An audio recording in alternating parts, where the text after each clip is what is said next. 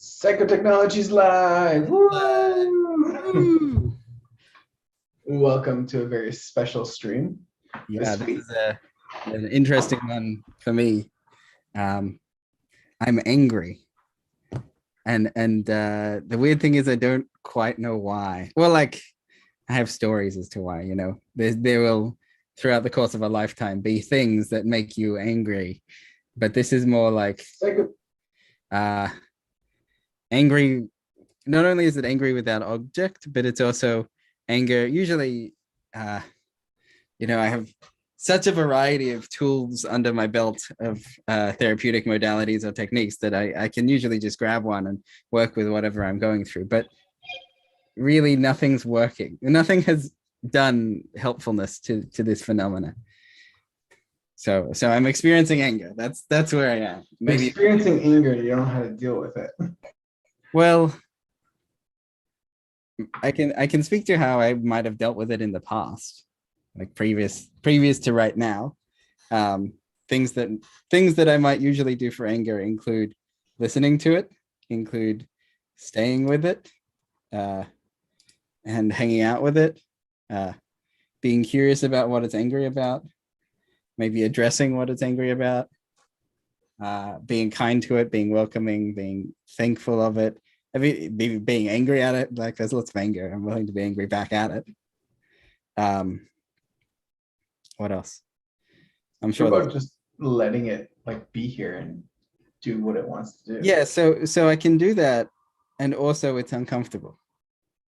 Like I'm willing to let it be here as long as it needs to be here, and also there's something uncomfortable about its presence. And so Is it while like doing that, awkward to be uh, here? a little bit tense, a little bit, uh, it gets to be painful. Like this is about day 5 now of sort of living with, dealing with, processing, hanging out with whatever this angry thing. And by the evening, it's a lot to handle. Like it's like, oh, all day of this. It's like a chronic pain, except it's not quite pain, but Is it it like adds up into exhausting to be angry all day or to figure angry? uh yes. Um and in in some psychotechnology type phenomena, being exhausted by it will be helpful because I'll be with it, whatever, and then I'll start getting exhausted. And then the exhausted will give it a push and be like, hey, let's calm down. But in this instance, that hasn't helped either. Like I could be exhausted by it, I could be angry at it, I could be happy about it, I could, you know, any sort of relationship I try and dance with towards it hasn't seemed to have helped it organize and settle or feel addressed or feel validated or Does it want to feel addressed and validated, or does it want to just do something well, else? this is one of my confusions. I'm confused about what it wants. And if you've ever, fairly common in psychological phenomena is uh, they're not very talkative at times. Like they're not conversational or they're not forthcoming with what's up. They don't communicate in normal channels. So Right. So if you take like a system 1 or intuitive approach, uh, that part of the mind doesn't really speak English. It speaks symbols and sensations and uh, action. I find anger speaks in action. yeah. So that's probably one thing that I haven't fully explored. Taking angry actions like uh, yelling or like Oh. I'm not planning to do that on stream. It's a little inconvenient here, but one idea to work with anger is always to, for me, it's go down to the ocean, but or like go to a private-ish place and just yell and let out a scream sort of for a while. And interestingly, it's kind of hard to sustain a yell for a good 5 minutes. But if you do that, after that, you're like, huh, whew, that was a lot. But it does seem to move something as well to do that, which is for anyone who's never done it, it's a good little experiment to try out. But obviously, you need to find a place where you're not going to bother anyone. So for here, it's like standing next to the waves of the ocean sort of thing. You can just yell. and then the waves will sort of cover it, and it'll be no one will be bothered by such things because there's already ocean noises everywhere. But maybe somewhere else there's a main road where it's very noisy that you can just kind of yell, or a tunnel somewhere, or the middle of a forest. I'm keen on like You want to like practicing. isolate or like remove the anger from civilized society and then let it speak. Right. So that you Versus having it be good part point of of civilized society does not have many places where we can outlet anger. One of them might be a punching bag, and another might be these sort of like little yelling or maybe acting sort of locations. But Yeah, I think if I wasn't allowed in polite society or allowed into like like if the anger part of me wasn't allowed in my life, I think that would make it angry. yeah, Or really if any part of it. well, me as the more complex mind facilitating the part of me that needs to be very angry right now needs to find a way to make that happen. And if that's finding the That's true. ocean or the park or whatever, Is it's that true? well, the other option is to possibly suffer the consequences of action in society. And the more civilized part of my mind is like, no, these things will probably have consequences, and I should be Feels mindful. like your anger's in jail, kind of. Well, but that's society, Okay. So it's not your fault your anger's in jail, it's society's fault. Well, that seems to be like external locus of control on this thing. Mhm. Maybe I was intending to go to the ocean, and then yesterday evening I was a bit tired, so I didn't bother. But maybe it'll be today, this evening. But yeah, there's for those unfamiliar with traditional Chinese medicine, they put anger with the liver meridian and in the liver. So that's your liver is obviously below your rib cage over here. So that part of my body. So I can feel the heat in my body. There's some tension there. Yeah. And in Chinese medicine, there's many systems sort of in balance with each other and flowing in and out of each other.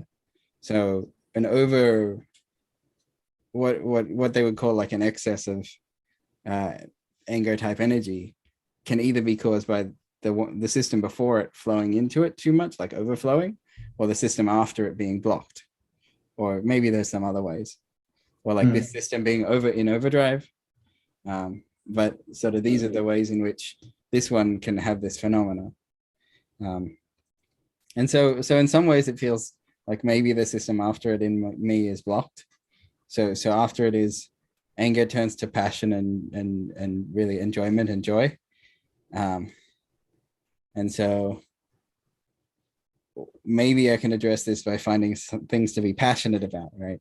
Outlet that anger power into excitement, like intention, strong intention to take actions or be passionate about a thing.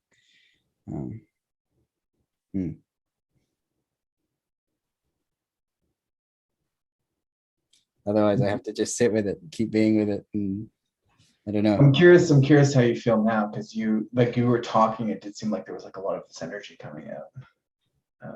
It's still here. It's moved around a bit. I'm also like one of the ways in which anger sort of changes the physiology of the body. We talked about in metaphysical, I think episode 3 or 4, metaphysics, is blood pressure. And if you let the anger go into your blood pressure, and then you let your blood pressure build up, you can cause other problems, like you'll give yourself a headache, and you will you'll create other tensions. So I'm like, there is anger, but I don't want to let it go everywhere. I don't want too much of it in other places of the body, because it will it's not good for the body, right, to be too angry all the time.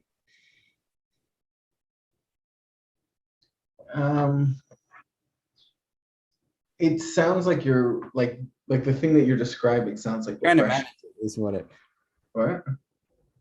sounds like. Aggression, you said? Repression. Like you've like taken the anger and you've put it in one place, and you're saying you can be here and nowhere else. and like also I can't let you out, and you're in this prison, you're in this box. Like to me, that's like kind of like textbook. Yeah, it does seem like I'm doing a whole bunch of like squeeze and control it, and like there's both nowhere for it to go and nowhere for it to back up, and it's just kind of stuck here. Yeah, and it But seems like it doesn't want to be stuck there. totally, who would?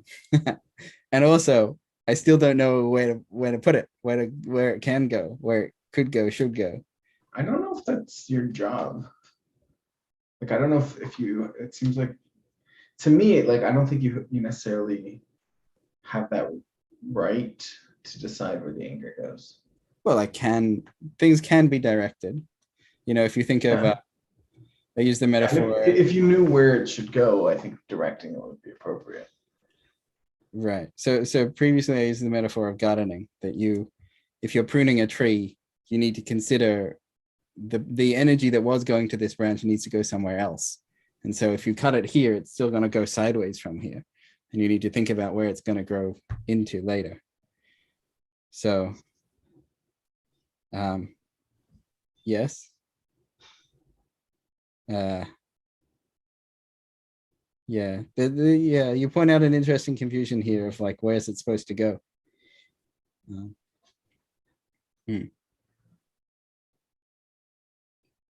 Of which I don't feel like I have a good answer for.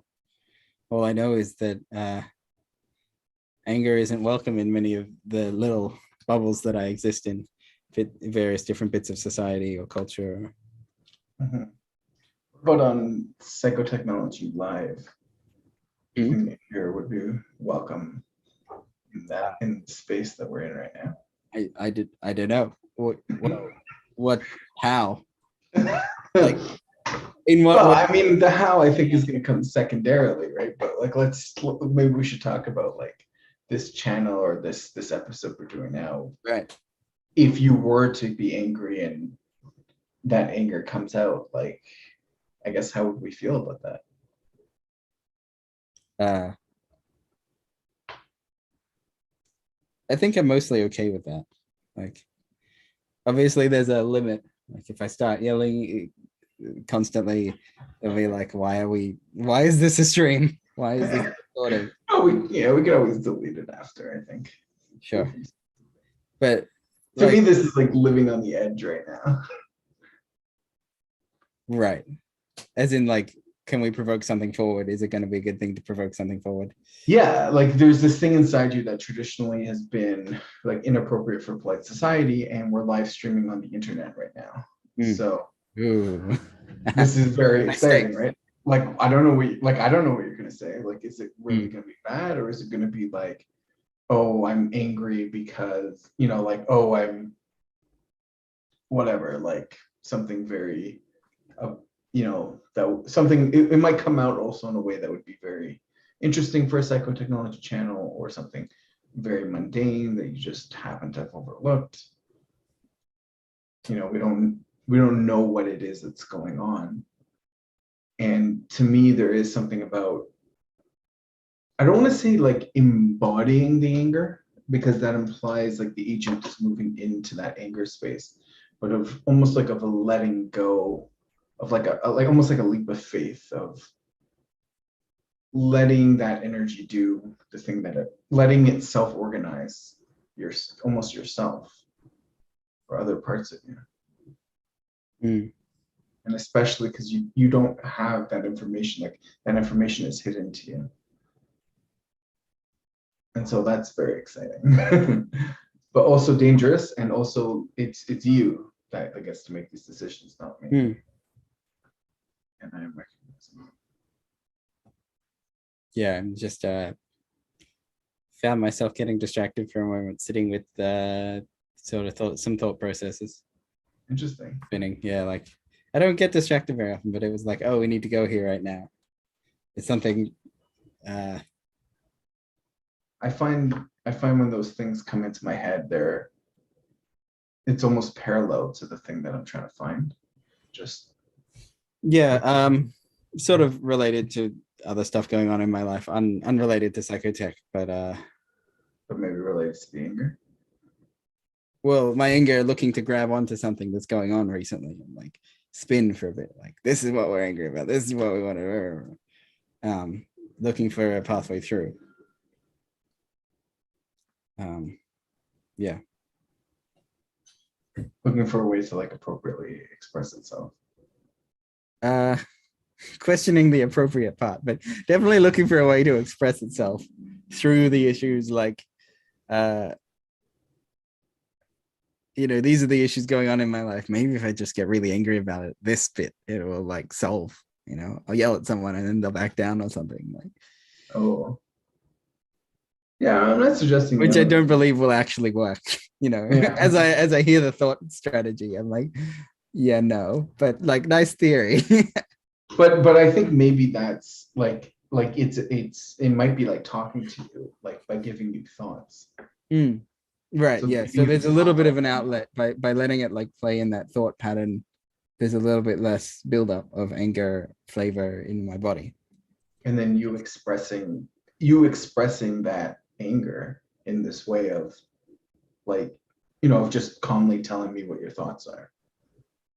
Yes. Well, even talking about them is still a little bit of expression. Yeah. How does the anger feel around that? Generally good. I think I am looking for places, outlets, like places to express. Yes. There's still a lot of heat, which is all right. I can live. I was like, this is a general question as to whether with anger, right? There's a bunch of anger here. Do I, and my classic strategy is to go eat food. And I'll just go eat something as a distraction or as a like down regulating, which doesn't really help because then I'm angry and there's all this digestion that needs to happen. And between the two, at the end of it, it seems like there's more anger. Or like the anger is still there and the digestion is now done. And then, there's some foods in traditional Chinese medicine that is more cooling or down regulating or relaxing. And, we probably have this in Western culture. You drink a nice cup of tea and it calms you down. Chinese medicine has black tea heats you up and green tea calms you down, or like peppermint calms you down. These are different qualities to that food item. And so I tried to eat, this is last night, tried to eat some foods that would help maybe calm it down. Not sure if by calming it down, more would come back, or if I calm it down, then it'll just be more balanced. But that's one of my options. Maybe thinking of, should I drink more ice water or something to cool me down? And then I can balance out the heat that I'm feeling. All this stuff doesn't really seem to get at the root. No, it doesn't. They all seem like coping mechanisms. Yeah, absolutely.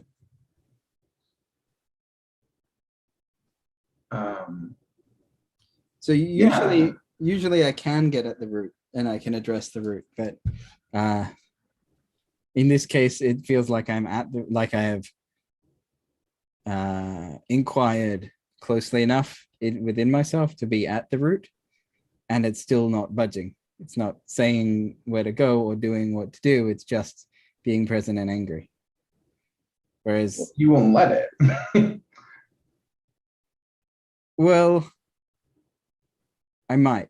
Depends on what its offer is, like a suggestion. Okay. What's its offering? What's it offering now? Right now, let's take a look. And this is one of the problems. It doesn't seem to be offering anything. Are you experiencing any thoughts or impulses or distractions? Not right now, or not in the last 30 seconds. So how do you feel right now? Do you feel calm and relaxed, you feel charged, you feel Um, yeah. so I have like through many years of meditation now, I have a mostly clear mind with lots of presence and patience. And then there's extra heat in my body. Right now, there isn't as much tension, but it may come back. But it's just like, although it's sort of debatable as to whether there's extra heat in my body or whether it is happenstance. The shape of my awareness in this moment is to be on the heat that coincidentally was there already, right? But for some reason, my worldview, which could be vast and open, is instead biased towards noticing the heat, right? There's just so much more heat being noticed than usual. And so, and this is like my way of seeing the world is like leaning towards red, like wearing red colored glasses or something. So it's kind of like directing your salient landscape or something. Potentially, yeah. That's what it's doing when it's hanging around. It's why, you'll be grumpy and then everyone else will be mean to you that day because your salience landscape will pull everything towards being grumpy and people being mean. Right.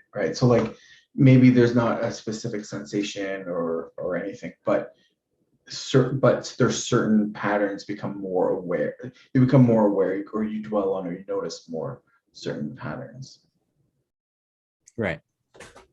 So what are those patterns? We got red. You can see red more.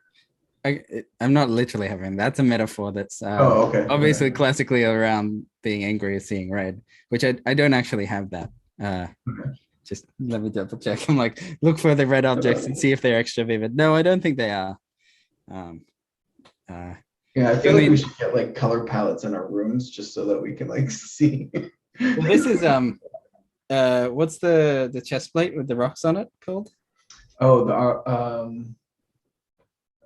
it's the breastplate of the Kohen Gadol. So in Judaism, the spiritual leader of the people had a plate of stones that was like a chest plate with which he could read spiritually the words of God or something from. But essentially that's that, right? And it's what people do when they read the tarot cards or when they read crystals, that their intuition is shaping the message for them through the object. Yeah. And you can say that God or whatever. Yeah, they said legend has it that it would light up.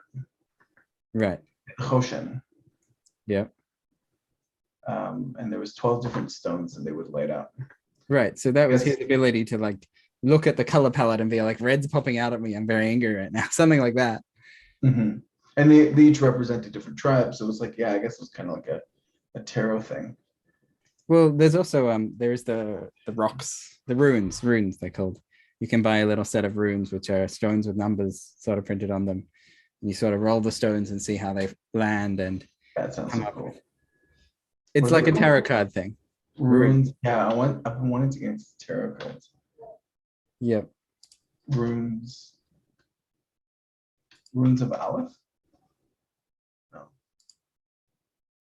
That's a Pokemon thing.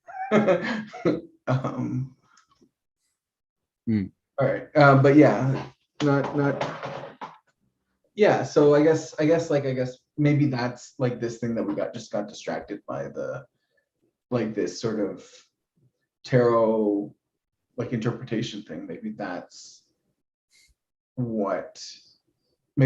lens we could be seeing this through. Wait, what? So like right now you're saying like your field of vision, like the salience landscape is wait, yeah, leading towards anger or something. Yeah, so it's but it's probably not like we could be more nuanced maybe, right? Like it's not just generic anger necessarily. It might be that anger is trying to communicate through you, and this is the way that it's communicating is through changing your salience landscape. And so you're seeing, like when you're seeing now is you're just seeing the anger, but you're not, maybe spending time with that will let you see more.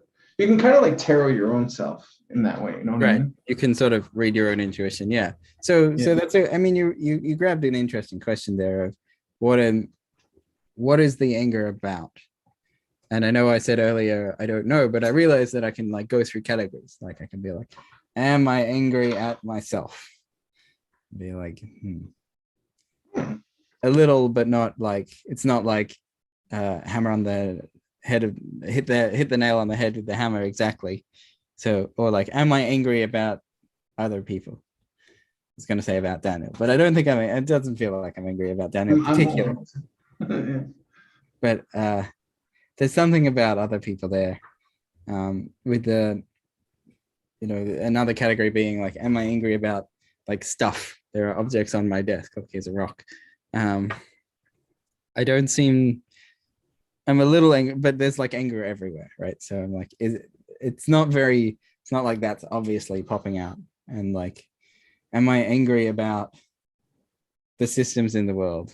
Like society. And I think a little bit there, or there's a bit more salience there than there is like anger at the objects or anger at myself Or and people. yeah, I think there's something there with like other people, and there's something there with the systems in the world. And I wonder if there's other categories, like am I angry at God? Something about people and systems. Right.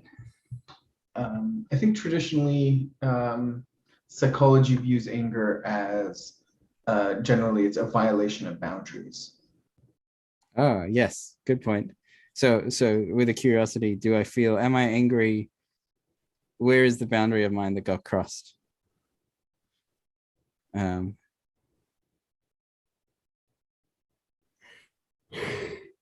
interesting.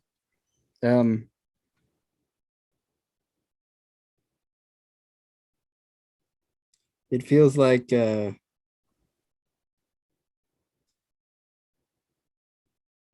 I often exist in a configuration of I want to say like being helpful or letting reality sort of like cross my boundaries a bit here and there, and being okay with it, or accommodating as necessary. And in this instance, I am compelled to like push back or something to where the boundary rightfully should be, but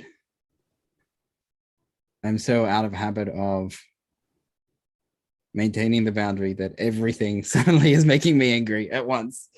Mm-hmm. Well, that's how it feels. Right. It's a bit of a strange story, but yes. Yeah. Okay, so let's recap. Kind of lost track. Where are we at now? Angry. I'm angry. I don't know. know. We're a little past that, I think. Yeah, we got more a little bit more. So I'm angry. Something around possibly people or systems of the world. And boundary violations and something about it pushing in on me or me pushing back out. You said before that the letting, you like let too much of reality in or something. Well, there's this tricky thing where there is in fact no boundary between ourselves and other people, and ourselves and reality. Even ourself is a fuzzy boundary of like, is it me? Is it my body? Is it my thoughts? Is it anyway? There's no real boundary, but at the same time, our minds seem to give us a boundary and say like, no, this is me and that's not me. This is what's important to me and that's not what's important to me. And so we do in fact have some kind of boundary, even though, or some believed boundary, even though there's nothing concrete or distinct that becomes that boundary. You couldn't collect that boundary and put it in a bucket or something. Like it's not a concrete object in that way. It's sort of more of a belief. But in any case, learning to live with the way that things occasionally step on your toes was my previous strategy, and here I am suddenly not okay with it, or suddenly unwilling to let it just pass by again. Mhm. Your tap dancing partner has been stepping on your toes too much. Right. Enough's enough. Yeah. Cool. So now it looks like you want to set some boundaries. Maybe. Or assert some boundaries, or declare certain things. I have no idea what I want to declare. I declare the era of psychotechnologies. No, it's too late. I'm setting up a boundary here. I already declared that. Oh, you already declared that. Oh, okay. But you can notice it as well if you want. Okay, right. I just can't declare it. You can declare that it's true. You can declare that I'm not a false prophet. Right. So the good question of like, what do I want to declare? Or what do I want to assert outwardly? Mm-hmm.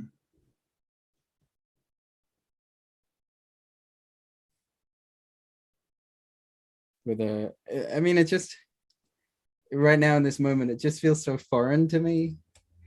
Like this movement of outwardly declaration, being angry about a thing, just feels so out of habit or almost out of character that I'm like, what? I can't. I guess I can just say what I like, whatever I like. I declare this, I declare that, but it's just so uncommon for me that I'm like, oh, weird. Declare things. Yeah.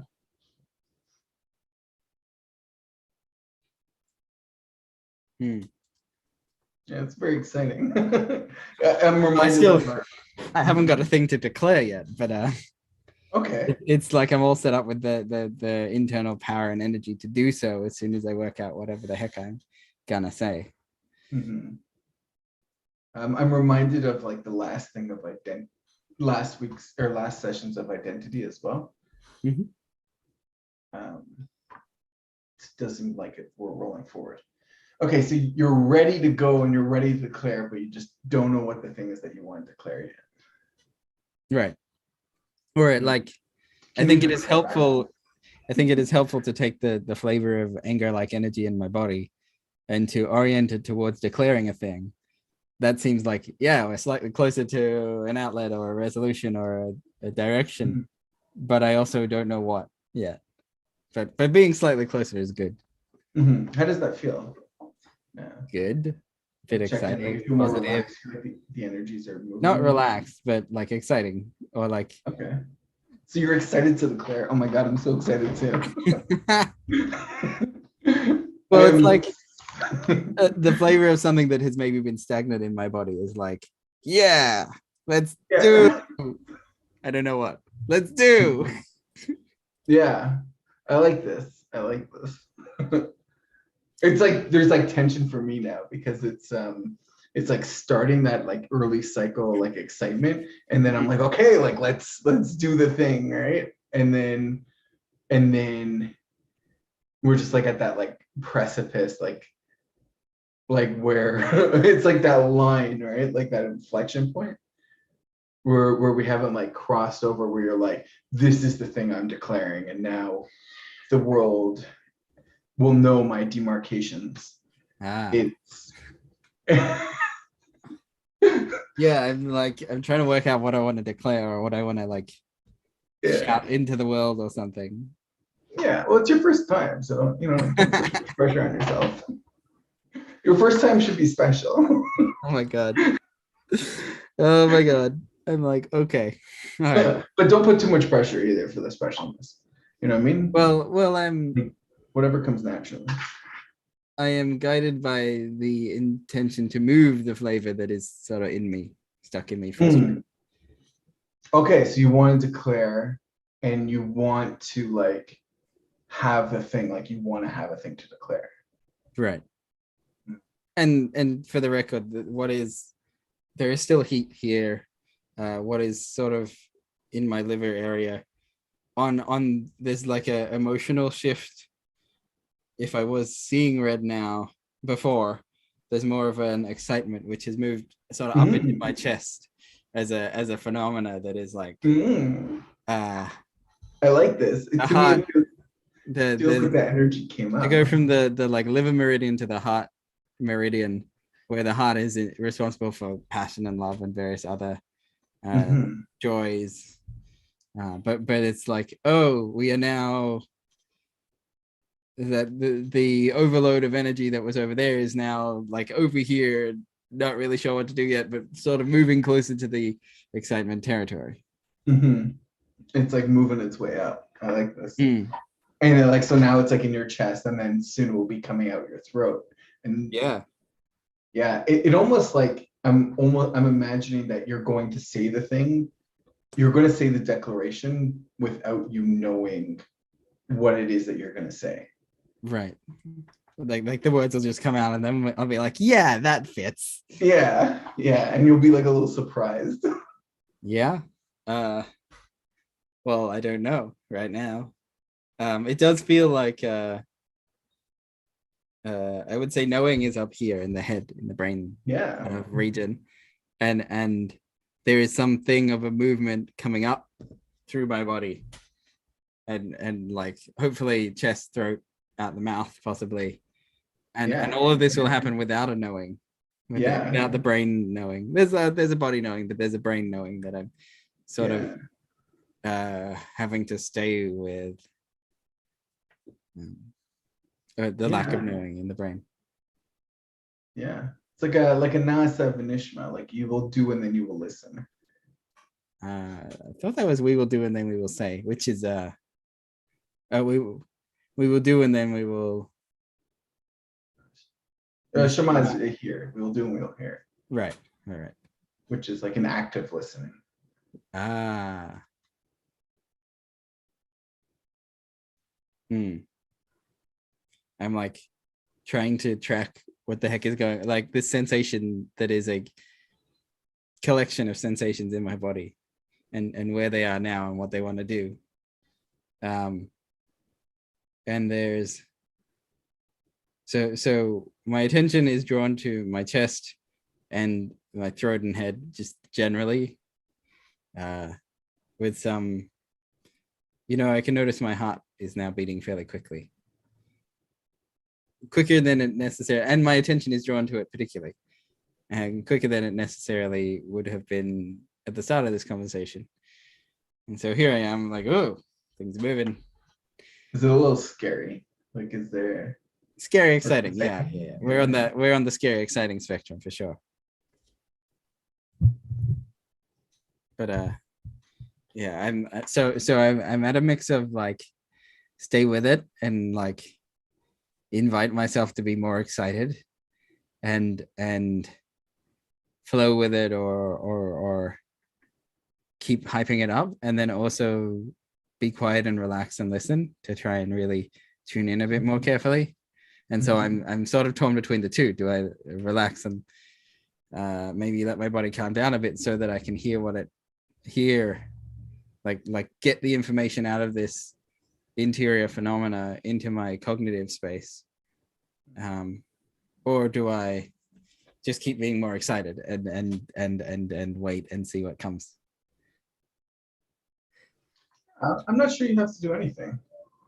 I think Well, the anger was doing the stuff, and like, or I guess like now that energy is being transformed. into an exciting thing, yeah.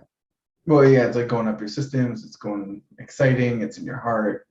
And I think like I've been enjoying that ride so far, and I'd like to see where that energy wants to go. Right, but And there's like, so my options were from the beginning was leaving it there. I can just leave it there and be uncomfortable for ages. But that uncomfortable was inspiring me to do something else, try something else. And so I did, and here we are. But I could have just left it there. And like, was it a choice, or did the uncomfortability force my hand? Perhaps. At which point, like, would staying with the excitement count as doing, or would it count as non-doing? Whereas relaxing would count as doing, like an active relaxation. I think you're overthinking this. Yes, and also I guess it doesn't matter so much. You know, there's a version of me that always wants to know what's happening next, or like we need to brain knowledge it. Whatever it is that is happening needs to be in brain knowledge as it happens, or when it happens, or as it's going to happen. I need to be knowing what's going to happen, and that's a big like safety keeping mechanism. Yeah. The tyranny of the frontal lobes. Yes. And yeah, there definitely is something valid to that for sure. Yeah. I'm not the only one with that sort of drive.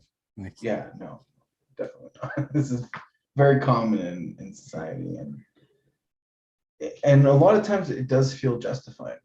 Like it feels that this is what, like this is the right thing to do.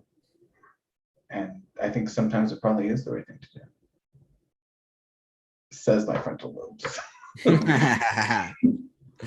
right. It's that's a fun game to sort of ask the frontal lobe certain things. What should I do? Well, the frontal lobe should be in charge. Well, it's probably almost more like, well, the frontal lobe is in charge. It says is in charge and says blah blah blah. You know, it believes it and talks about it being in charge already.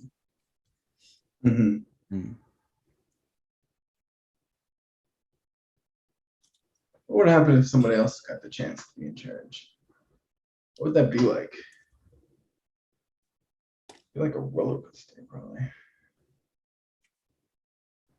Sort of becomes a contract, right? The dynamic of a person in charge must instruct, like pass down information and orders, and then also those orders need to be beneficial to the ones below, or else they're a bad leader. As in, the person in charge must. That's the frontal lobes talking. That's the frontal lobes deciding who's in charge. His contracts. I don't know if the frontal lobe is the one deciding, but is sort of the whole system decides who's in charge. If you hear a noise and you're like, I have to run now because I heard the noise, the system in charge is the one that heard the noise, or the one that says I have to run. It's not necessarily a well-reasoned consideration of frontal lobes saying like, that would be a good idea. It's like, oh, I'm out of here. I think this is why like ethics are so important. It's because like just for the individual to, like, your frontal lobes need to be living in this society we call a body.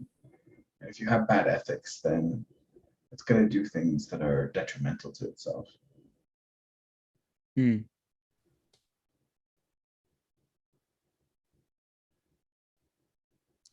just trying to notice where I am now.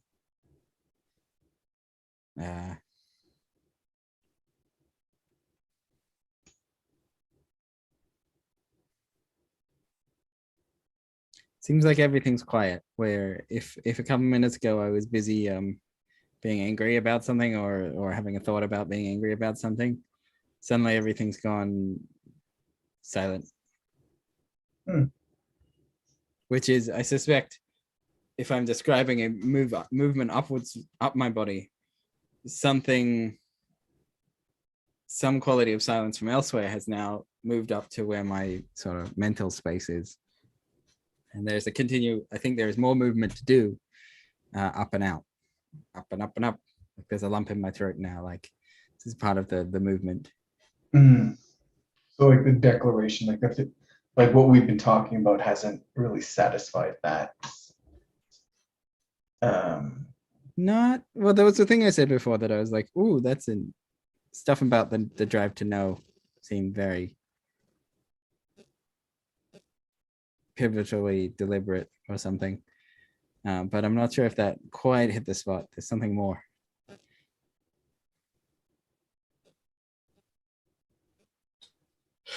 I also noticed I'm yawning a bit, which is like, I want to name this thing because this has been annoying me for a while. I work with people therapeutically sometimes, and they will yawn, and then they'll apologize for yawning, and I'll be like, "It's fine. sometimes energy in our body moves and sometimes it causes a yawn. And fact of the matter is,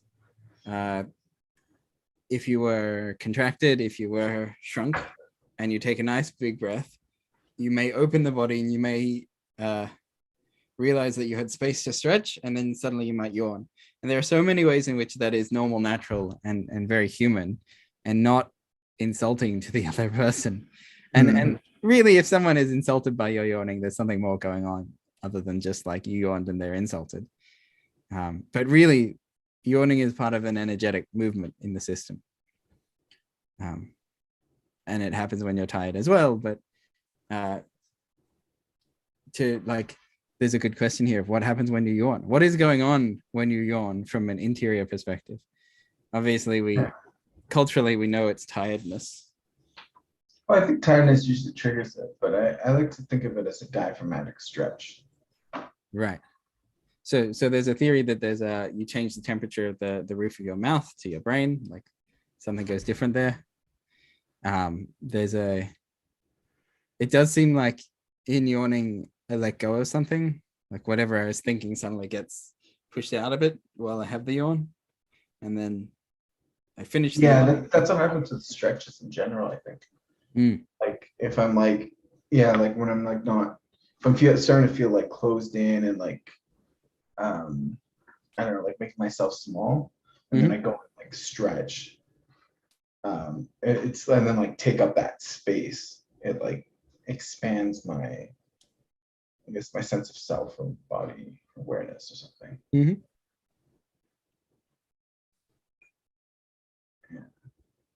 It's like the power pose.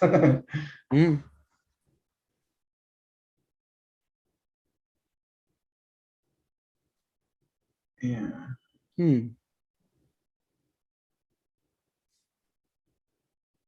What are you seeing now? I am once again distracted by similar thoughts to where I was before, processing some things in my life. Interesting.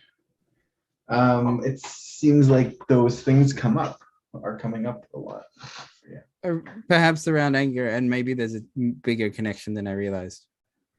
I didn't think of those things as making me angry, but or needing anger, but or it's not necessarily they might be making you angry, but they might also be like the anger might be trying to draw attention to it, or trying to solve that problem. Anger has a way of trying to do stuff like solve problems in life.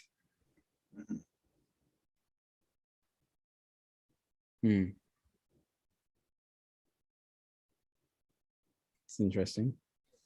It was like, oh, what if my declaration is like, I don't like what's going on? I know it feels a bit generic, but okay, I'm liking this. Or like, I had a conversation a couple of days ago where I stumbled into a couple of these statements, like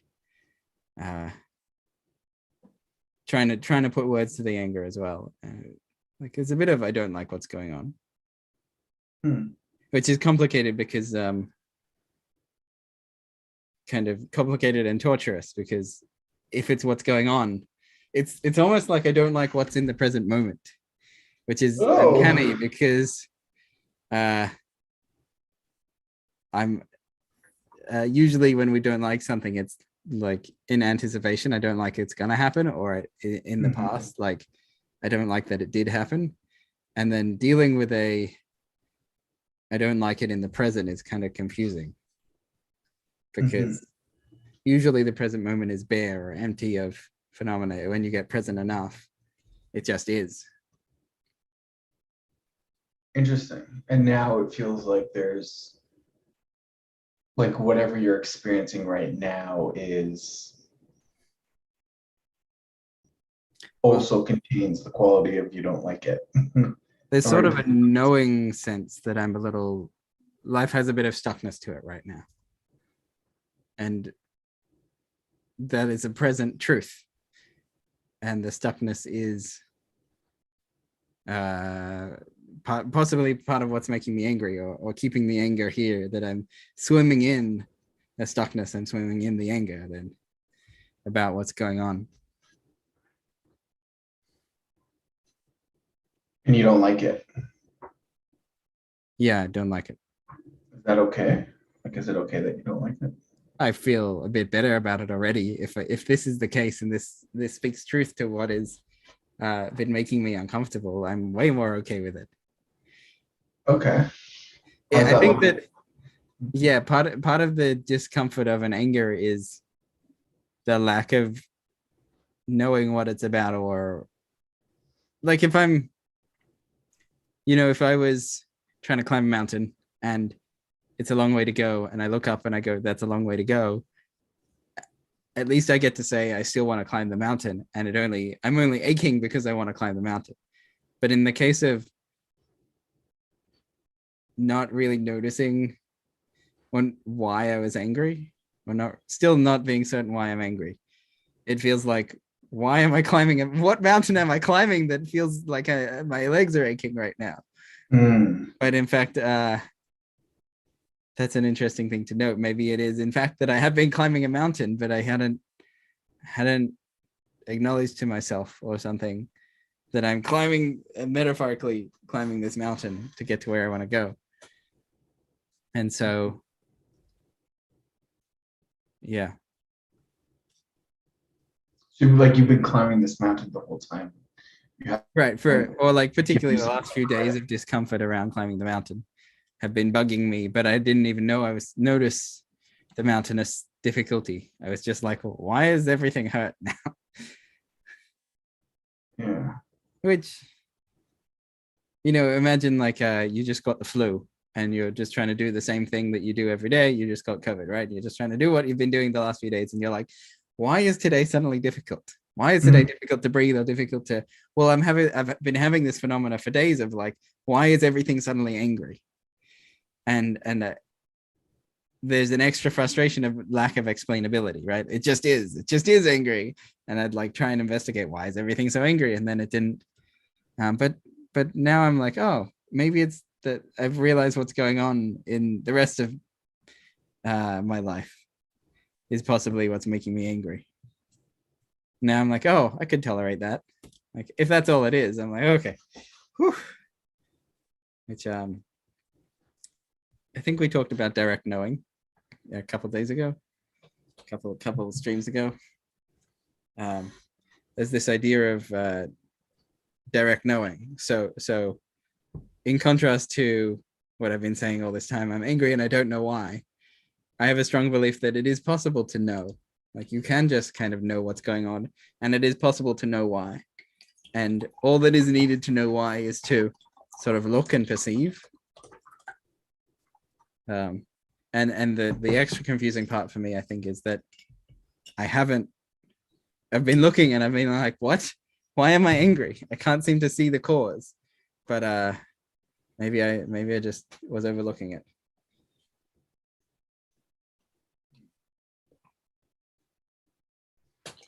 So The where are cause we being now? the cause being I don't like what's going on, and that's making me angry. And I was like, and now I'm like, oh, okay, I don't like what's going on. Cool. That sounded like a declaration to me. Yeah, yeah, that's what yeah. Like the way you said that, you're like, Don't I don't like like what's going on. Yeah. and it's making me angry. Is that part of the declaration as well? Yeah, I think so. Yeah. I don't Can you like give what's going on, and it's making me angry. can I'm suddenly like, am I in Seinfeld? Like, these chips are just too salty, or what was it?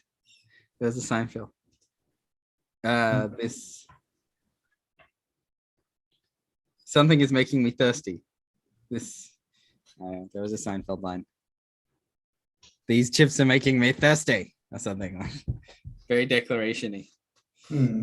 Um, So, yeah, you're like a sitcom character now. You're just declaring. You're declaring. What was the declaration? I forgot. I don't like what's going on, and it's making me angry. I'll write that out just to make sure. Yeah, I'd say we should put it as the title, but I don't want to do spoilers.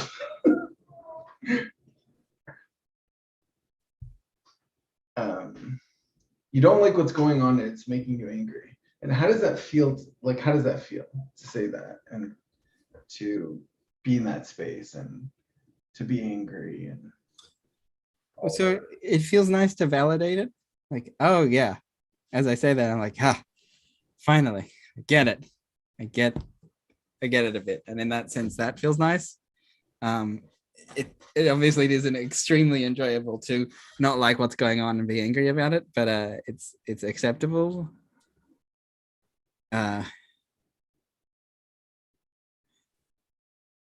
It feels that, yeah, that's the other one. It feels true or real in some way. Hmm. Do you feel like at peace with yourself now or something? There's a bit more peacefulness.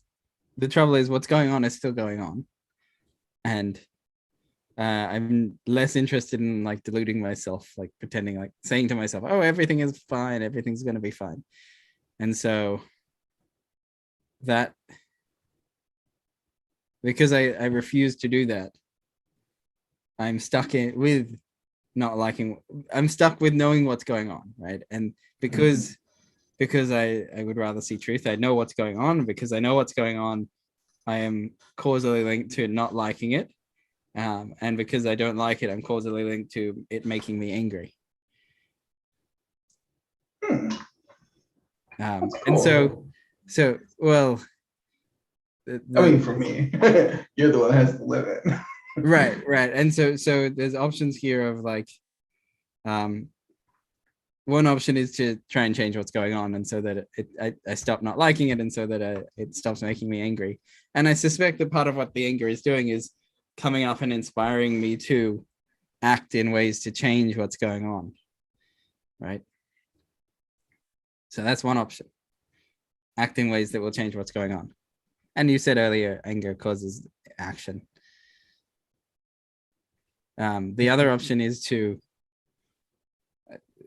do some mental maneuvers and reorganize my definition of what's going on in my mind, like the belief of the conclusions that I've drawn about the world, about what's going on, that things are going on. I can be like, well, what if I see that this situation differently, and what if I just reorganize the whole thing? Then it's not really what's going on anymore, and I don't have to not like it, and it doesn't have to make me angry. And Like, obviously, I don't want to do that in a way that is untruthful, like, or deluded. yeah, like, But there yeah, is I mean, probably better ways to see the situation. yeah, we worked hard to get this declaration out. It would be a shame if your future self just went and like discounted this experience. Right. That being said, you don't necessarily want to live here and be stuck here forever. Well, there's a few pieces of this puzzle. I've habitually had a difficulties around anger and habitually had phenomena in my liver, and I've already bookmarked uh, the construct of I don't like what's going on for future. If it comes back, to examine if it is if this is like the subtle experience comes back, the internal bodily sensation comes back, to double check if the problem is that I don't like what's going on as a construct, and to investigate. And so next time it comes up, I'll be like, I know this one. This is what happened. This is what it feels like when I don't know what's going on. I don't like what's going on. Interesting. Interesting. Interesting So slip I made just there. yeah, so like now this, so you have the felt sense of you don't like what's going on, and you don't know that Well, you I don't have know a that. proposal that this felt sense is what it Yeah, feels like when I don't know yeah. what's going on. And next time I'll check, and it may be true. It may be not quite on the mark, but that's okay. I think often we map between our felt sense and our experience, our knowing sense is just that. It's just a map, and in that sense, it's a built structure by our internal experience, and we're open to all sorts of psychological damage when other people try and build the structure for us. Mhm. They try and rewrite. They'll be like, someone will be we will perceive someone as angry, and they may say to us, I wasn't angry, I was just really excited. And they'll try and change the map that we have between our felt sense and our knowing sense, and they'll attempt to sort of reorganize it. but what I have here is I don't know with certainty that felt sense is exactly this phenomena, but I have my current strongest hypothesis, where my previous one was I don't know what this phenomena is. It's now, oh, that's what it feels like when I don't like what's going on, and it's making me angry. So I have, and maybe in the future I'll be able to nuance that better to more specifics or something else about it. But yeah. Mhm. Mhm. But yeah, like what you're saying is really hitting me.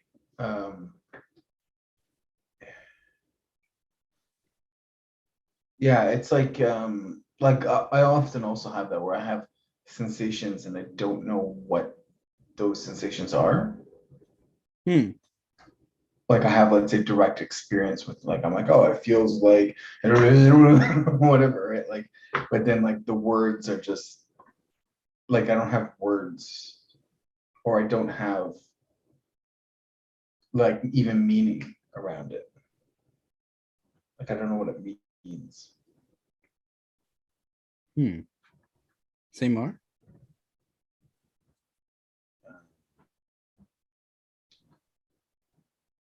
Yeah, like sometimes I get sensations and I'm just like, oh, there's a sensation here. And it seems important, but I don't know what it is or what it wants or how to deal with it or how to look at it or what Right. to do with it or how to express it or. So there are often many psychotechnologies start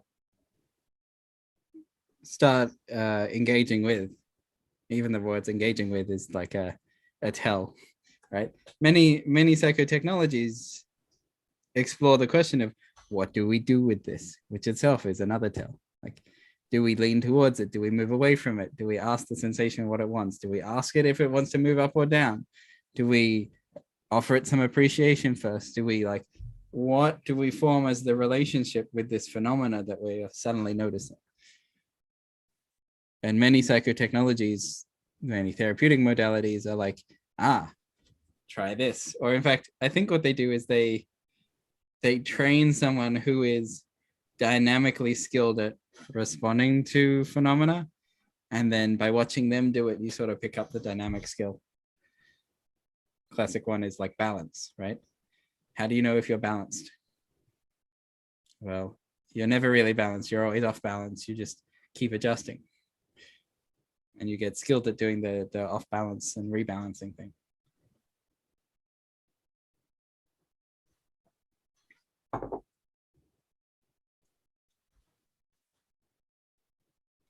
Yeah, balance is overrated.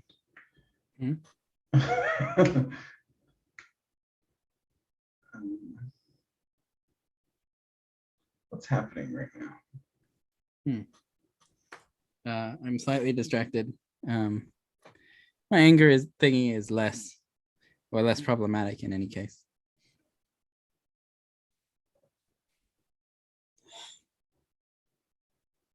I feel more internally aligned.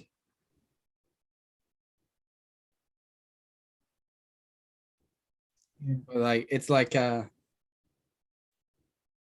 the phenomena that I've been tracking down like around my liver feels like it has moved up to my head and it's sort of like here now. And I'm like, this is how it is. Are you seeing it coming out your eyes? Huh?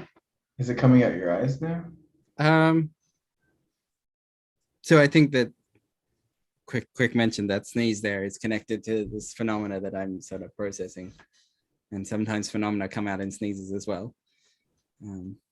Sure. Is it coming out my eyes? I have a sense of more of, so in this moment, my attention being drawn to my head and particularly tension around my head, around my face.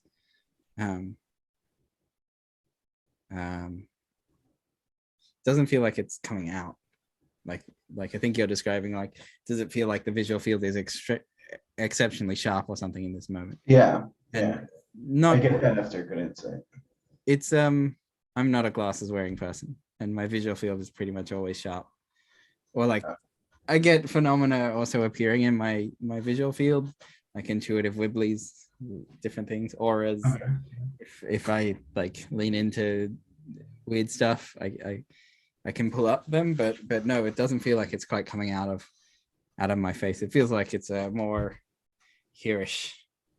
For whatever reason, my attention is going towards my head. So your face, like the skin, like the superficial part of your face? More inside, a little bit in my face.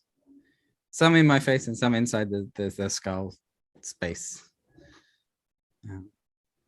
Which, you know, there isn't a language for this of like, how do I point to my, like, there isn't a language for internal experience very much.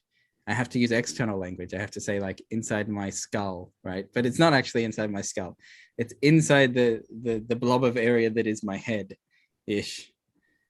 Okay. That I'm feeling this sensation, but it's got nothing to do with whether there is or is not a skull inside my head or a brain inside my skull. It's in the But it's like your proprioceptive field of your right. head. So the most scientific I can go is sort of course, we have nerves all over our bodies, and so if I'm experiencing a sensation in the nerve field in my body, it's the one that's inside my head more than like my feet, right? My feet are still there, but I'm not paying much attention to them here. Yeah. But we don't have a language to differentiate between someone talking about the bones in their skull and the space inside their head, where you don't really see or feel your bones inside your skull. You kind of just described it. Like you just used words to describe it. I did, but I'm butchering language. Like I'm doing the best we can with like metaphors and for descriptive. Well, I mean, we don't have a. It's like when I say I or you, I distinguish between the object of this body and the object of that body, right? But when I say, you know, it's in my skull or it's in my head, I don't have a good distinction between the space in here as seen from the outside, and therefore I tap on it and I'm pretty sure that's a bone, and the space in here as seen from the inside and like perceived from the inside. The interiors and exteriors are not. Yeah, I mean, language separated. The way I would describe that is that you have like an internal map of yourself, of your body. So that's like your proprioceptive awareness, meaning your body's position in space. And right. So that's a field of perception. In relation to itself, particular. Position and orientation. No. Proprioception, orientation, or like it's like I know my hand is sort of like above my head, and if I put it down here, I'm like, oh, I know my hand is sort of like below my head in relation to your proprioceptive field may not be the best, but it's like close your eyes and then stick out your hands and touch your nose. Nose? Yeah. Right. So I have no problem touching my nose. Yes. That's so that's that, or point to your nose is really point to my nose. Yeah. But like, you know, stand up and like arms out to the sides. So yeah, okay, we'll just, yeah. And close your eyes. And now point to your nose. Like how close? Right. So you're afraid to go too close or well, I just didn't. I was like, did you want me to point from a distance? And so like, possibly get it wrong, or like, oh, like really close. You go as close as you can. You can open your eyes and check. A little off, but yeah. Yeah, so that's like, this is the drunk test, right? Because when you drink alcohol, your proprioceptive awareness gets all, your limbic system gets all. For the record, the drunk test is a compliance test. If you're willing to follow the instructions, you're drunk. If you're like, why? You're probably not drunk. Yeah. That's the real test. That's like on the inhibition side. Yeah. But yeah, so you have like a proprioceptive awareness. Like, so you have your body's awareness in space, and everybody has it to lesser or greater extent. So like people that don't do a lot of exercise and move around a lot, they don't have a lot of, like, they're not very good at it. Athletes are very good at it. Puberty, like people going through puberty where their body body changes, like where they go through the growth spurts, they are bad at it because their body changes. My wife, when she was pregnant, was bad at it because her stomach size kept changing. Mm. And so she kept knocking things over because she didn't have that proprioceptive awareness because she wasn't doing a lot of like athletic stuff with her body. It makes me wonder if someone were to do a bunch of gymnastic type athletic exercise during pregnancy, if they would maintain it. And also like with curiosity, not like heavy, not like hectic, not like high heart rate sort of stuff, but with curiosity as to whether a baby would be born with a bit more proprioceptive awareness. That would be fascinating. I doubt that, because like it's different systems, right? So like the baby's spatial awareness is going to be done within, I forgot what part of your brain does. Oh, I know it's the homunculus. So you got the motor side and then you got the sensory side. I think that's proprioception. I hate neurology. But I think it's your homunculus does this. And there's one for motor and one for sensory, and they're different, but they're next to each other, and they're very similar, but they're different. And so yeah, like the baby would have that as well, but it's not really like developed so well. So like when we got the new baby, he wasn't like good at stuff. He hit himself in the face a couple times. Now he's much better at it, and he's like doing it deliberately. What I was gonna say is like that's a whole sensory perception field, versus let's say your nervous system, which is like your nerves that are innervated throughout your body, is going to have a different sensory perception, as like that's different, as well as your motor. Your motor is like your motor control is also going to be different throughout your body. Like that's not the same as nerves. It's not the same as proprioception. And I don't think, and then I guess the blood vessels also have their thing. That one I can't really access though. I'm not sure that one's consciously accessible.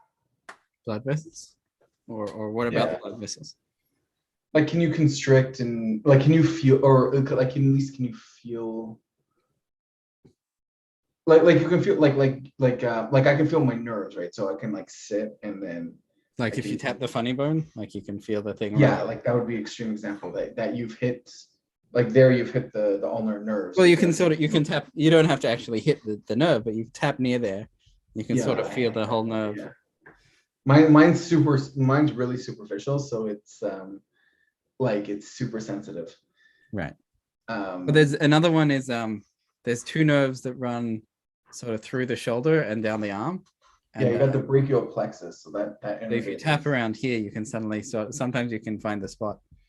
Yeah, so you can go actually under your armpit. I used to know how to find this, but if you go like under your armpit, under the that muscle that's here, which is your pectoralis minor. There you go. Bad anatomy. Yeah, you can like stick up and you can get there. It's super like unpleasant. You shouldn't be doing these things.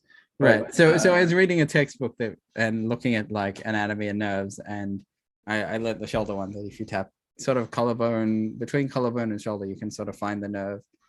Oh, that one. Ugh, I hate that. And it like runs down the arm. Anyway, interesting. Yeah, there's another process. There's a bone that sticks out there that's also really sensitive. Right. So you can find your nerve. I hate all of these. The question was, can you find your veins, arteries? No, so you can find your veins and arteries, but like you can feel your nerves. Right. So like usually like you can do a test, like put a feather on your hand or something. Like close your eyes and then have someone put a feather on your hand. Like you could feel, depending on where it is and how sensitive you are, you can feel that. Right. If it maybe like not a feather, if you're like, maybe if you got like some like your nerves are damaged or something, but you could feel like a ball, or you could feel something else. Or even like touching. So we used to do this exercise where you would put a hair in a book. So you put it like under a page and then in a random spot, and then you close your eyes and try to find the hair by just feeling the page. and that will increase your sensitivity and specificity for your nerves. And then you put it under 2 pages and 3 pages, and like seeing how many pages you can go while feeling that, and that will increase your ability to sense things with your fingers. But then that can start to translate as well, right? Because if you do with one finger and another finger, and then you do it with your other hand, and you can start to get a sense of you can get like a better intuitive understanding and intimate understanding of your nervous system, and you get more skilled at that. And then when you feel things in the rest of your body, you can feel it better. And then the proprioception is as well. Like you can do that where you can, like literally almost any sport actually pretty much is, maybe not like gaming, but like any physical sport is going to be proprioceptive awareness. Where like if you're playing basketball, right, like you're dribbling and you're looking at someone, so now you have to gain control of the ball without looking at it. So you have to know where the ball is, you have to know where your hand is, you have to know where your legs are, you have to know where the other people are, right? And like any sport with a ball is going to do that. I don't know why we're talking about this. Proprioceptive, mapping the body, right? Yeah. Oh, yeah. This is one of the maps. Like this is one of the maps. You got proprioceptive, you got nerves, you got arteries and stuff, but I don't. Bones. Sense. Bones are going to be like. Bones are not like really innervated with nerves and stuff, so it's like there's. No, they are. Sorry, they are innervated with nerves. But they don't really. Like, to anyone who's broken a bone, they certainly have something there. No, they are. That was my mistake. Yeah. But they're like, right, so you shouldn't really be feeling it. There's a type of meditation called the 32 body parts meditation, and they invite you to observe your body or different parts of your body meditatively, internally. Yeah. And this is interesting because I had never done it until I found this method, and I think many people have never done it. But you can observe. I want to be cautious around using the word see. It's not really visual. It's not really like looking at your eyes, but you can perceive the inside of your body in a bunch of ways. The one for bones, and I want to like give a warning here before I there's an info hazard here possibly of if you go and if you try it, you may see your bones or some version of perceive your bones. And then that can be uncomfortable for people. Like it can feel kind of gross. Yeah, if you're scared of skeletons, maybe this isn't for you. Right. But it's more than that, because also like a skeleton is perceiving a skeleton is like perceiving death for some people. And if you're very uncomfortable with death, you can accidentally like, oh, suddenly there's like my skeleton is always in my body. Yeah, there's a skeleton in my body. Oh no. Right. So I had that when I learned about the aorta. Because it's like essentially like a garden hose filled with blood, right? Just like squirting blood all the time. So right. But like now it's inside you. Right. And that was that's interesting too. Probably should have put trigger warnings on this one. Well, if you're concerned, don't do the exercise. If you are unconcerned, if you're concerned, don't think about this. Well. If you're concerned, you probably have to deal with some of your own stuff around death or dying, or like be more what's going on with your body, or the fact that you have a body and it's kind of gross. You know, bodies have all sorts of guts and blood, and if you and lucky for Daniel, he's a new parent, and so he gets to see all the poop things that babies do, and you get really used to the poop things. But it's so bad. You say that, but it seems pretty bad before you get there, and then you get there and you're like, it's not so bad. And some people have it worse than others. Some people like it's really bad, and other people like it's fine. Yeah, it's fine. It was like awkward, like touching his genitals at the beginning, but then like you got to do it, or they're gonna wind up like not well. So you just clean it, right? Fair enough.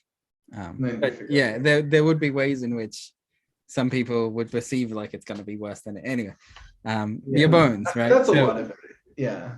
So the proposal from this particular meditative method was to obviously sit still, be quiet, meditate, let everything sort of settle and relax, reduce distraction. As your physiology calms down, there's less distraction thoughts. Anyway, and then the proposal was if you click your teeth together, right? And then what you do is feel the reverberation, so through your jaw and also through your skull. And there's a particular quality of hardness to bones. They're sort of harder than the rest of the soft, squishy flesh. Oh, there's an easier way to do this. If you take a tuning fork and then you put it up against the bone, right. it will vibrate. You can do the that bone. too. Yeah. So the good thing about this is you barely have to move. If you have to pick up the tuning fork, you'll like mess up your relaxed state of meditative. But if you just like click your teeth together, it's But if you get someone else to do it, yeah. Right. That's how you feel bone, because muscle doesn't pick up vibration. Right. So what you can do is you can start tracking the quality of hardness that you've now found in your skull. You can track it throughout the body. And this is kind of interesting because some of the bones sort of like turn sideways a bit, like your ball and socket joint, right? It's actually off to the side and stuff like that. And I don't want to spoil it because you'll find, like, if I tell you this, you'll be like, oh yeah, as I get to the ball and socket, obviously it's off like that. Yeah, but like, yeah, because they're info heads, because you can use, if you don't know what your skeleton is like, then you can try to figure it out just from feeling it, and then you can look you can go look up obviously anatomy textbook or Google Images or whatever. There's heaps. And then you can like confirm what you perceived internally, and obviously you can know if you're right or not. Yeah, obviously, again, not using the word see, because you don't really see internally, but perceive internally. And you can, like, there are a lot of bones in the hand, right?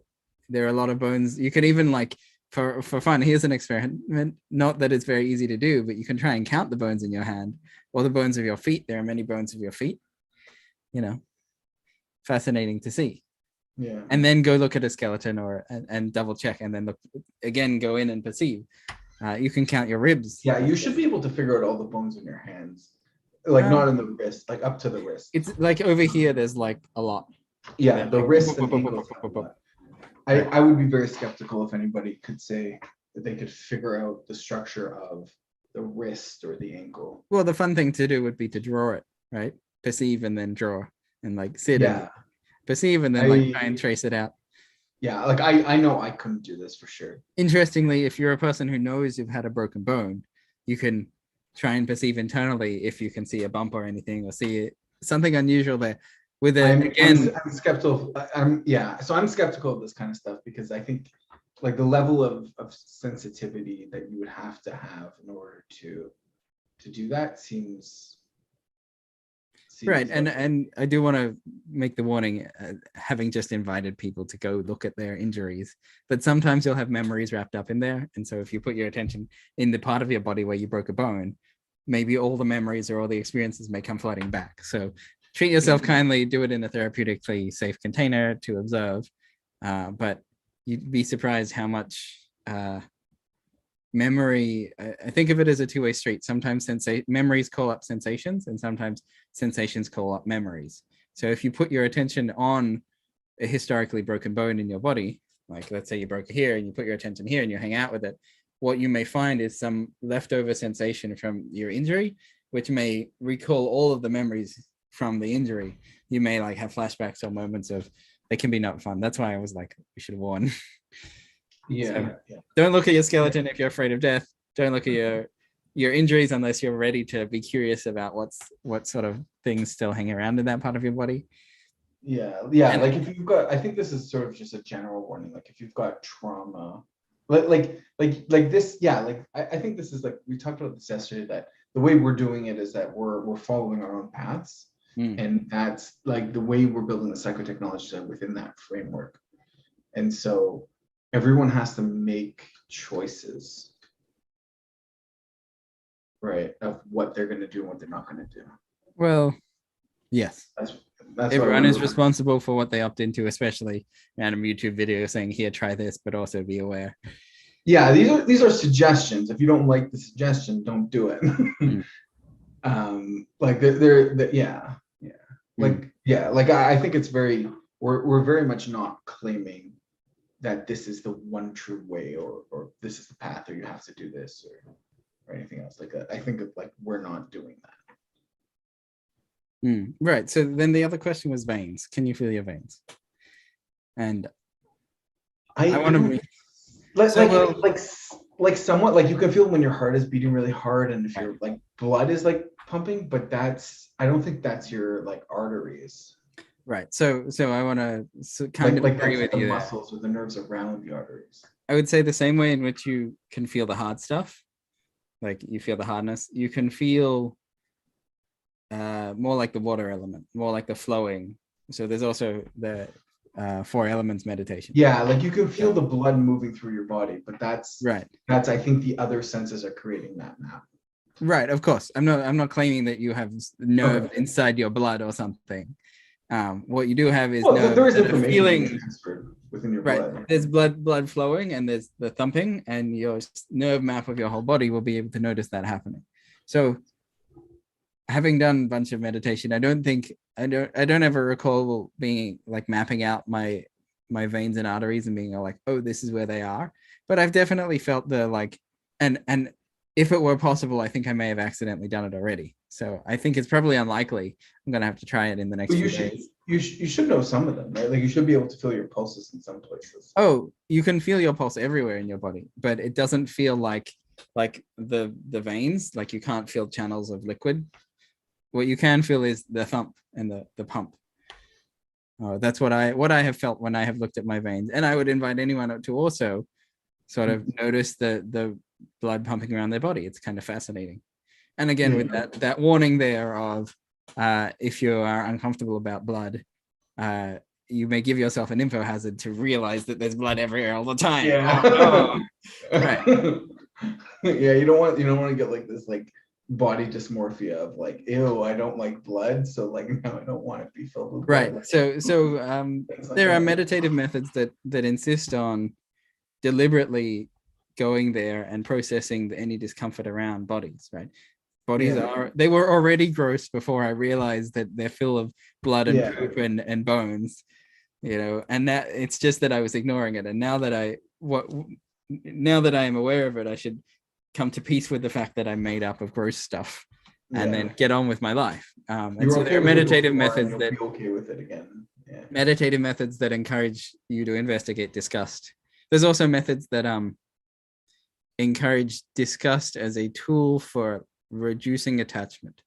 So if you are incredibly distracted by pretty people, they're beautiful, they're everywhere I look at beautiful people, I'm starstruck and it's very distracting. Well, what you can do is cultivate the disgust for the way that bodies are filled with blood and bones and weird stuff. And that can displeasure can balance out your romantic lust for attraction towards them, right? And that's a choice. Obviously, if you don't need it, don't worry about it. It's an interesting exercise. And then once you realize just how gross everyone is, you can be equally compassionate to everyone because they are just as gross as you are, and we're all made of blood and guts and bones, and that's just how it is. As opposed to see what was really inside people, you'd probably be a little grossed out. Right. There's this there's occasionally a popular culture thing of like beautiful people never poop, like but actually they poop just as much as the rest of humans do because that's what we do. We process food and poop it out.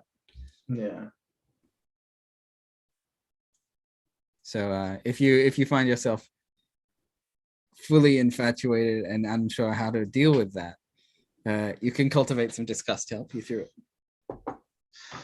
That's interesting. I don't know that I would necessarily endorse this one, but if you're endorsing it, that's cool. It's a psychotechnology. I wouldn't offer it too much to people. In fact, I have a different method of getting over ex-partners or whatever, like an ex from your past. I have a method for that, but that doesn't use the disgust one, which I particularly like this method. Because I made it up myself.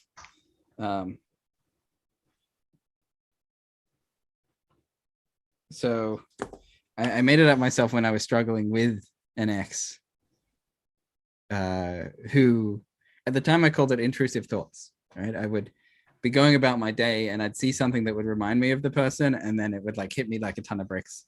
And it was fine in the beginning, and then it was like once every couple of days, and I was moving on with my life and trying to date other people or get on with my life, and it would hit me like a ton of bricks. And then it was once a week, and then it was once a day, and then it was like 10 times a day, and then I was like, this is ridiculous. Like, this is way too much. And so there are two main bits to this. One is when they come up, when the memory comes up, to ask, why did this memory come up? Like, what part of me is bringing this up, or how is this here to help? And what that did for me is, as the memory would come up, I noticed that it was trying to, so I had an ex who really liked to play piano. And so anytime, well, was a piano musician.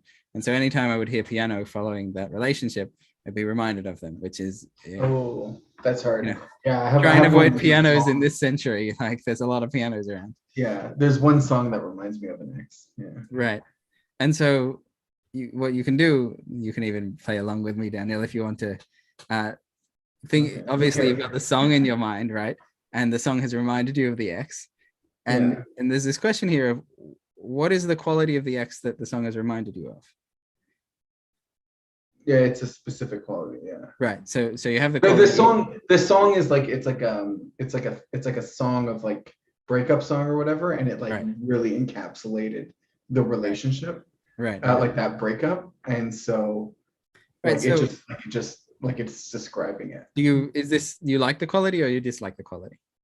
It's like a bittersweet thing. Right. Okay. So one way in which our memories are coming back to visit us is because the quality that we enjoyed is, or the quality that was meaningful, is still stuck in the memory.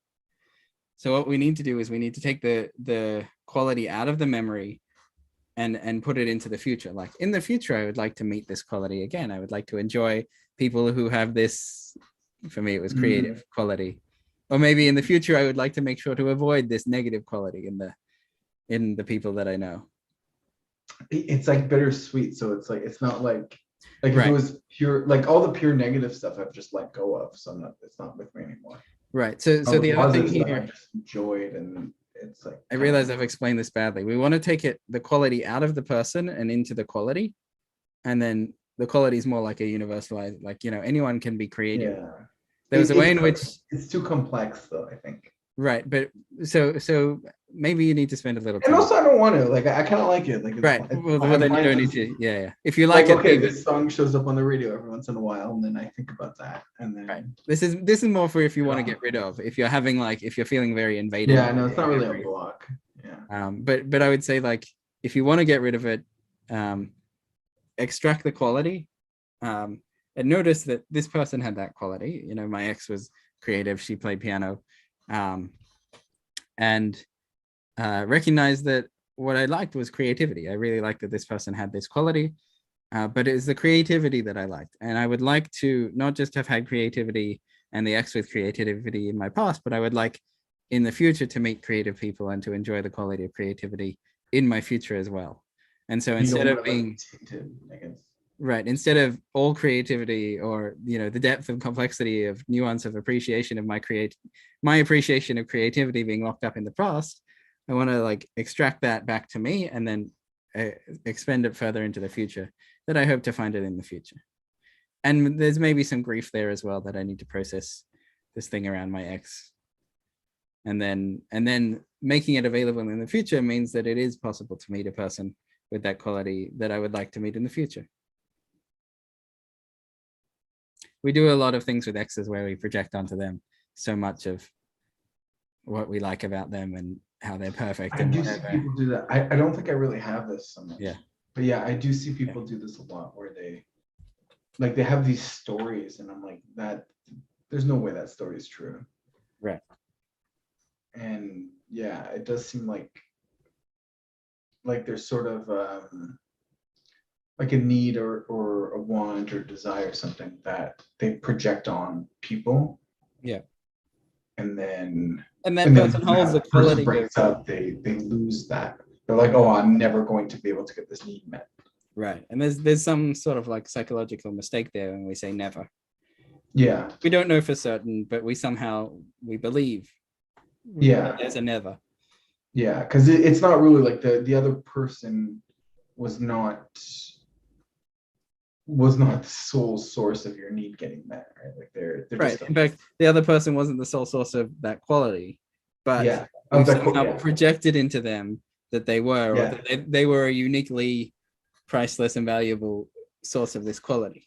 yeah. And like on you're kind of like the way your world map is, you've decided that this is where it is. And I think there is something about Particularly with relationships, we've projected into with great depth that this is where it is. This is where I find the quality of whatever it is that I want. And there's no one else like, who will have it. yeah. And it's not true. Yeah. Well, it can Unless you feel very understand true that. in that moment. And Yeah. there's some need to process that in order to free up the potential Yeah. to find it in someone else in the future. Yeah. Yeah, that's true. I think people can block themselves off from that. Mm.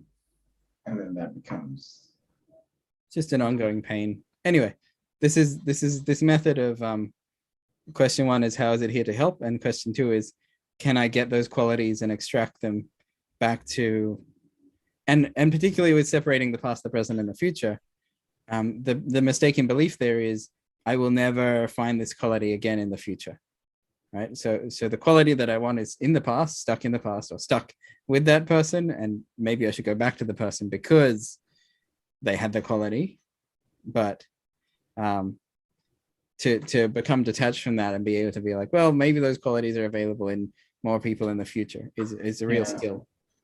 And I think there's a maturity skill there as well to be able to grow up and make that distinction, especially in a world where people don't find one partner, meet them, get married, and then that's a happily ever after anymore. That's not the dating style of society today. Whereas maybe 50 to 100 years ago it was. Maybe 1,000 years ago, you just went, you'll do, that's it. Oh, you're perfect, that'll do. And then you were forever attached. Yeah, like our parents put us together and now that's how things are. Yeah, right. We have been matched and that is, yeah, but we don't do that anymore. So we need some tools around processing ex-partners or ex-relationships or relationships that just don't work out. Yeah, because like, yeah, it's like making me think of like imprinting. Like when ducks ducklings, yeah. Yeah. Yeah, and it does feel like we imprint on our relationships as well, equally. Like we have a relationship and we're like, oh, this is the one person for me, or this is the, but yeah, it just feels like that's how it is. Mm-hmm. And yeah, and then yeah, like it can get bad where it's I love this person and now that we're not together, there's no more love.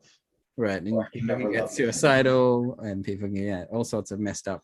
Oh yeah, if you're never gonna love again, you can't live very long like that. Or like, this relationship was I project into it more perfect, truly the most perfect thing, and now I've lost it. And so a great deal of suffering is due to me because of my mistakes or due to the loss of relationship. Even if it was a bad relationship, sometimes people get very have a negative experience following the end of a relationship. Yeah. Relationships are hard. Relationships are hard. They're all so hard. So many of them so hard. Yeah, they're work.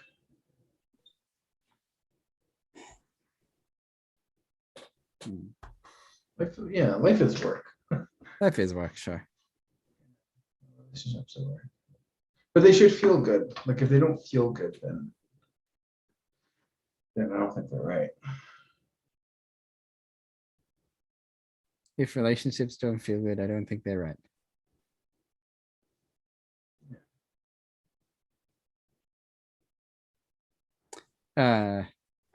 We want to be nuanced and say like everything changes. That's the like we've 4 episodes ago, 5 episodes ago, we talked about the change, impermanence. Everything changes, and so things can feel good for the most part, and then occasionally drop away and need to like refine where the feel good is. But yeah, look, if you're not enjoying your relationship over a long period of time, particularly, and particularly, I say this about relationships, relationships are not about finding the perfect person. They're about finding someone who's rubbish you can put up with and who can put up with your rubbish, because everyone has rubbish, everyone has got silly habits and like nuances and whatever that we just don't. Everyone has it, but so you won't find the person without. The best you'll find is someone suppressing in denial, but in lieu of that, or instead of that, you should find someone whose stuff you can put up with. Maybe they're forgetful and you're like, doesn't bother me.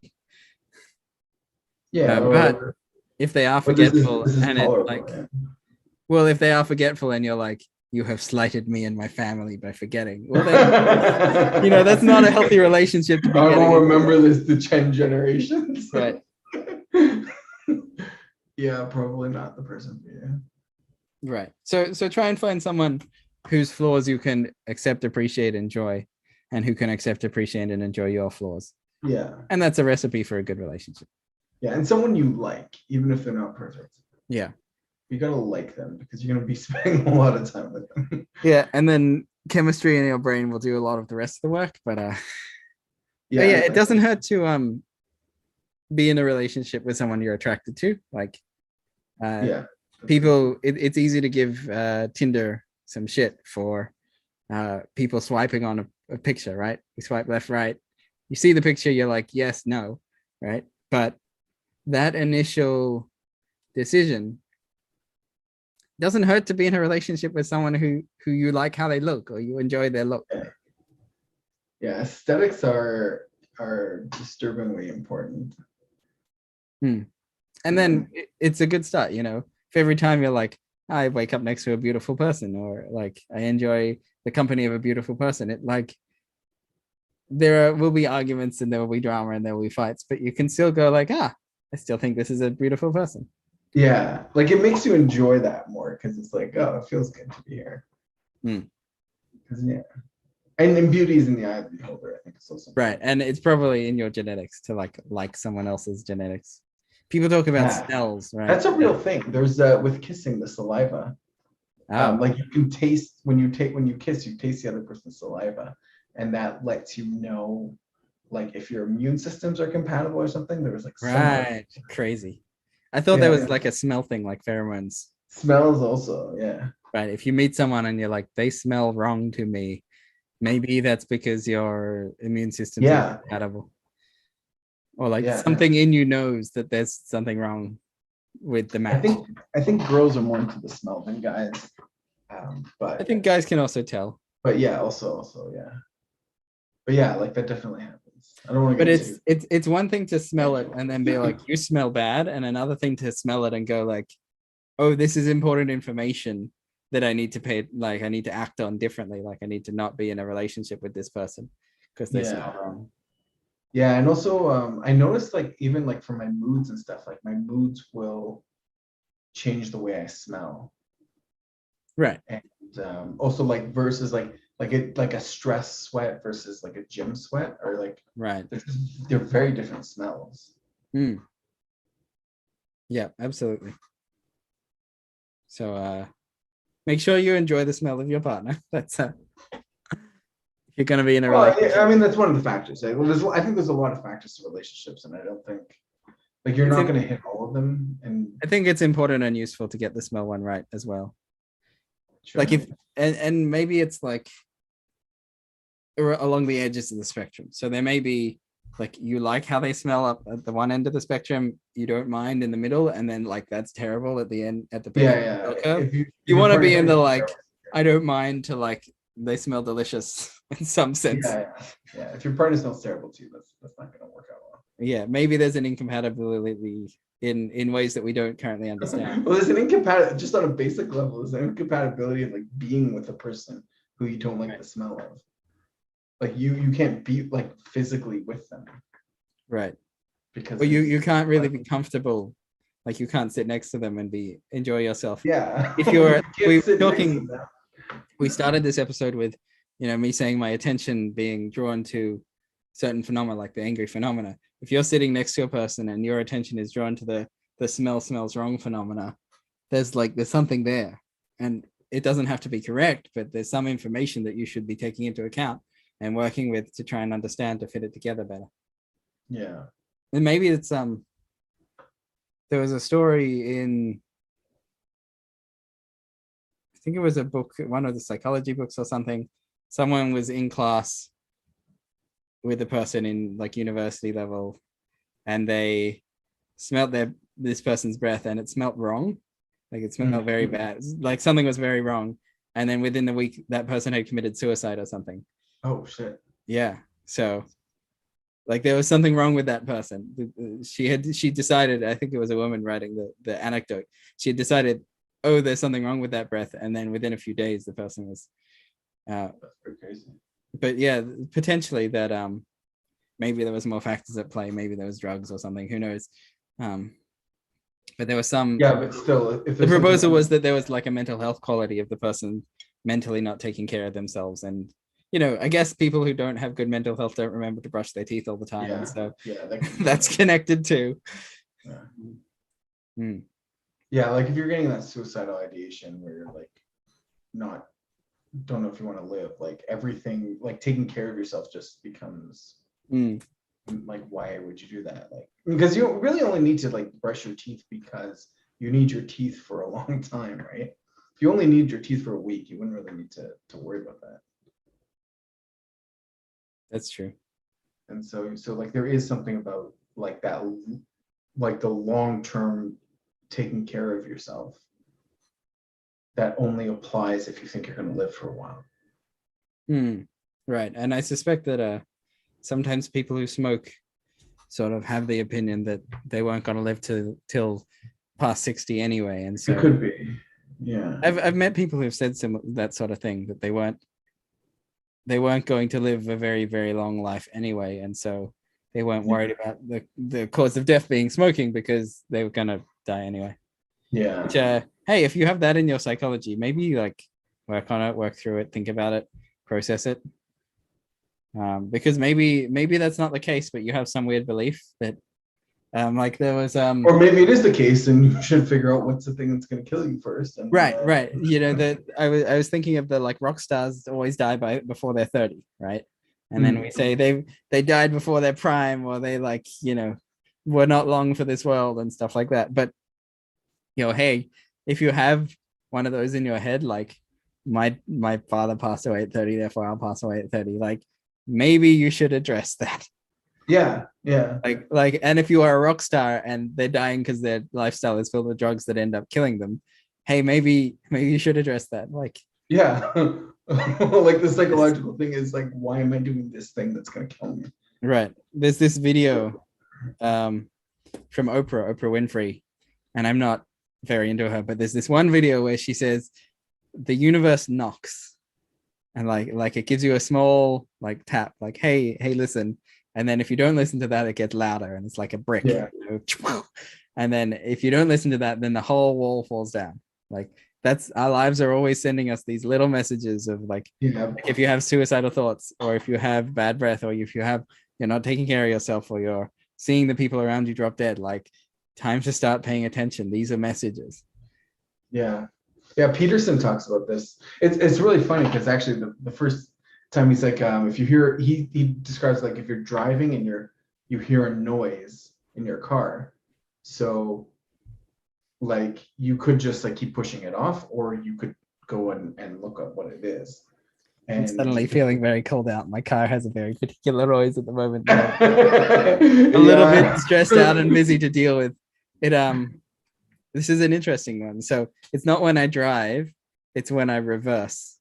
So when I put the car in reverse, actually I have since we're in Psychotechnologies territory, have a friend who is like the mystical perception of the way people's cars break down, right? The proposal that if you're wearing the brakes down on your car, this says something about your personality in a different way to You know what? That's true. if That's your true. windshield shatters because a pebble's jumped up at you because you didn't have the stopping distance between you and the car in front. Yeah, You're or going if your shocks or have if you're burst a wearing through the little. tires, or Yeah. right, your shocks, or if you bump your car, Yeah. or Yeah. in this case, when I go in reverse, my back left wheel, which imagine probably if you flip the car, because if I were in America, it would be my back. Wait, yeah, what side of the road do you guys drive on? Australia drives on the left side of the road, so the equivalent of like think of your back right wheel, like that one. When I put the car into reverse, it makes a squeaking noise. Okay. And if I put the car back in forward, it doesn't make any noise. Anyway, I'm sure that a mechanic will be like, oh, there's just some rust on this thing, or there's a bolt loose or something, who knows.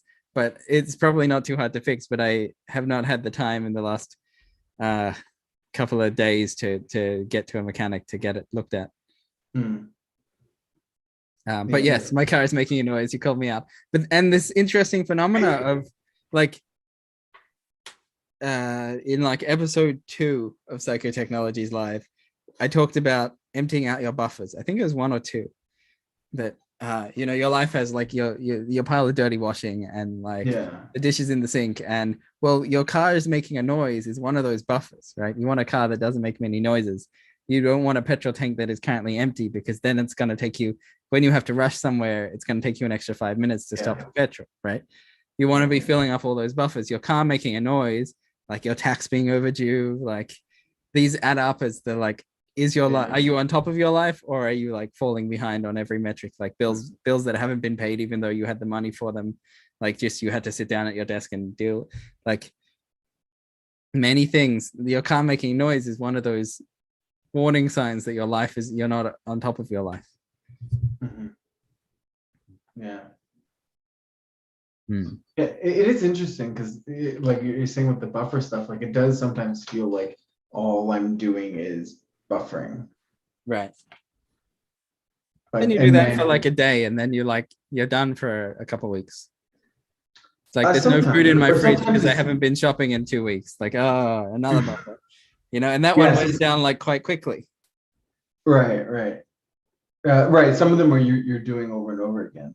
And then because like some of them you're doing over and over again. And so it often feels like what I'm doing, the only thing I'm doing in life is buffering. But then the rest of life is just like my life is just living itself and I'm buffering things. And then I don't know, there's like a little bit of like a detachment. There's a piece of suffering in there of like, oh, I have to shower again. I just showered. Oh, wait, that was 3 days ago. Yeah, where it's like, because if you're showering every day, you don't like none of the showers that you take, you actually need to take. Well, they don't feel meaningful if you have to do it. If you do it every day, you're like, I'm doing the routine every day. I'm not doing the meaningful every day. Right. But if you wait 3 days, then like it's meaningful that you showered, but also you haven't showered in 3 days. That's a problem. So there's something about that, like people who are on top of their lives are not doing anything meaningful. Right. But it's still counterfactually meaningful, meaning like you're showering, like maybe I don't specifically need a shower today, but if I shower today, that gives me that buffer. And also like probably I kind of do a little bit need to shower today. And so, maybe if I show up and I smell a little bit, it's not going to ruin the relationships.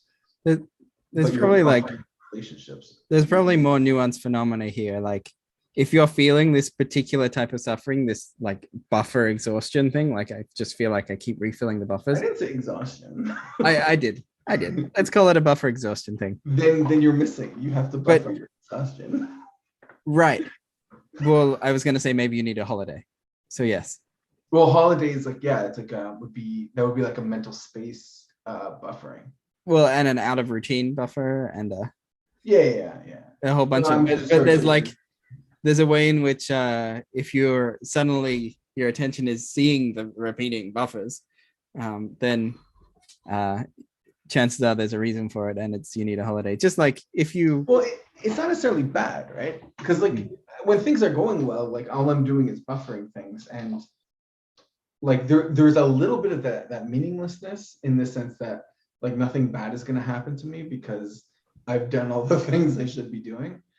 But it's like it's still good. Like I'm in a much better, like I'm in a good position. Like I'm in a good place. mm, There's just something, I don't know, maybe it's like that urge that there should be like you should be living life on the edge kind of thing, which I don't know if that's true or not. But. some days I feel like that, and some days I'm like, no more edge. I want to break. I want to have a buffer. So Right. You can't live your life 100% on the tightrope. Well, you can. It starts to. It also wears. You're gonna fall. You're gonna get fatigued and fall. But that's why I like these sessions that we do, where like this session was to a certain extent, the session was a living a life on the edge because we didn't know what was going to happen. And like that's exciting, but also there's so many buffers that we're like building that it feels safe. You know what I mean? So it's it's like an edge, but also you got like a safety net underneath. So it's not just like jagged rocks you're gonna fall into. But you can still fall. Oh yeah. Yeah. I kind of want to like wrap up. Any conclusions from I think this was great. I think we did like some nice stuff. We found out that you don't like what's going on. So you said making me angry. It's making you angry. You don't like it and it's making you angry. Right, which gives me like more of a handle on working with it and processing it, and maybe taking more actions in my life that shift what's going on. Right. And to a certain extent that is vulnerable what you're saying. But you're not giving the details, so like people don't have that ammunition to be like, oh, you didn't. No, I gotta like maintain some privacy of my life. But the fact is, in this moment of my experience, I don't like what's going on, and it's making me angry. Yeah, and it's cool because like I do really appreciate that you are being vulnerable in this way, and I think that is the way to be appropriately vulnerable in this space. Where it's like you're only giving half the equation, but like you yourself know the other half. And just in the beginning, I didn't know exactly what I was angry about. Right. Because now I'm like, oh, what I'm angry about is what's going on. Like right. And that means something specific to you, right? Different to not knowing what I'm angry about. I'm like it feels like anger could point to something over there, or something that happened in the past, or something that will happen. But this anger is really pointing to the present moment. And so in a relational sense, it's angry about the present moment, about what's going on here. And that points to something more specific. And I think I have a blind spot for that, because it was so out of habit for me to notice. And so having noticed it now, I'm like, okay, now I can like work with it a bit better, process it. And that's huge. And also I want to say, like, there is something about like us being meditators, and the space that we're in is equanimity is king. Like you should never feel anything bad or whatever. Like, you should be angry at present reality. Right. And that's a bad habit to be in. We talked about this in the suffering podcast, that avoiding suffering is also a type of suffering. Like this is right. So I described there's an anger here, and it's uncomfortable, right? And so I'm trying to avoid it because it's uncomfortable. I lean into it and it's like it's not doing anything, and I lean out and it's uncomfortable. Right. And like dealing with that, like recorded and live and on YouTube, I don't think like, this is what I really like about this channel. I don't think anyone else does this really. Yeah, I would like to see, or at least as my desire is for like live work, like people processing their emotional stuff, getting to a better place around it. but getting that recorded is always tricky because it's often very vulnerable or very sensitive. Yeah. But yeah, I would like to see more live work. Yeah, and I think that's when Serene was on, we were talking about that. And so like having, like being able to do this in this way. And then like showing like, hey, we could do that, but and then you're not giving your personal like what like it's not that you're not giving personal, but it's like you're being intentional about what details you're revealing. And what details would be like safe to reveal on camera and what details would be unsafe to reveal on camera. Right. I wouldn't want to name someone in my life as the gossip receiver of all of the cursed opinion. Like if I was like, this person's being horrible and this is bad, and I don't, well, I'm like, no, I gotta protect their privacy as well. Yeah, right. Yeah.